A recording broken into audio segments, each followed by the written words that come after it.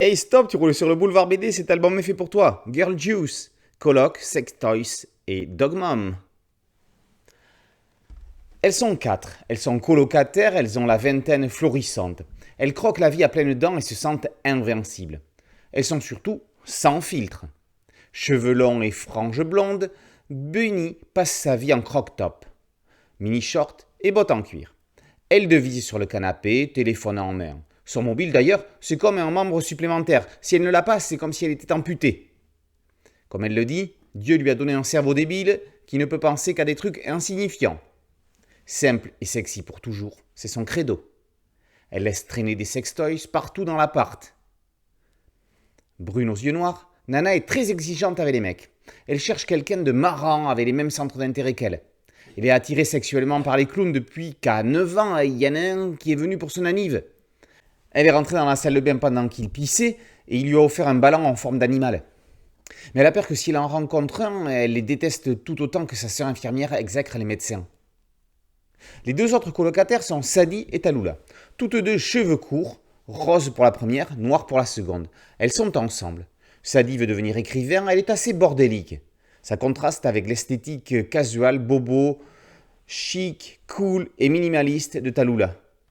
Elle est créatrice de contenu sur les réseaux sociaux. Et puis il y a aussi Britney, le chien, qui permet à Bunny de faire la dog mom. Quand les filles vont en balle de promo pour adultes, Sadie va choisir un costard cravate façon mec. Tallulah opte pour une belle robe, des fleurs dans les cheveux et des ailes de fée. Nana a une belle tenue façon Pierrot et Bunny, elle, va choisir une tenue latex bondage.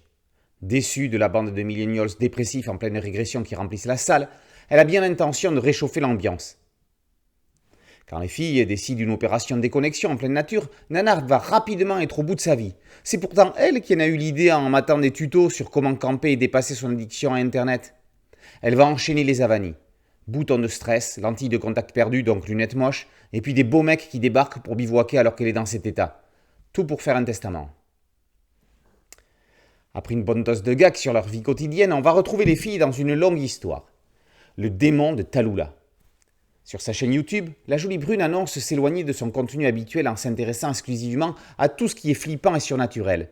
Mais alors qu'elle pensait faire une vidéo qu'elle monterait, heureusement parce qu'avec Nana qui vient de demander du lubrifiant, il faudra couper au montage, elle était en fait en live et oublie de couper le réseau en quittant la pièce.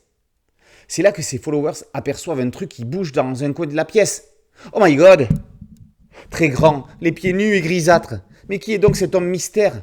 La maison serait-elle hantée? On va faire venir une médium.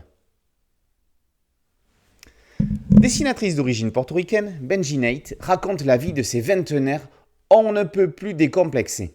Dans un graphisme simple et rapide, elle montre les travers d'une société qui ouvre les portes d'une soi-disant liberté, mais qui n'a pas toutes les armes pour protéger les jeunes, en particulier des réseaux. La deuxième partie de l'album est bien plus intéressante que la première, cependant nécessaire pour bien présenter les personnages.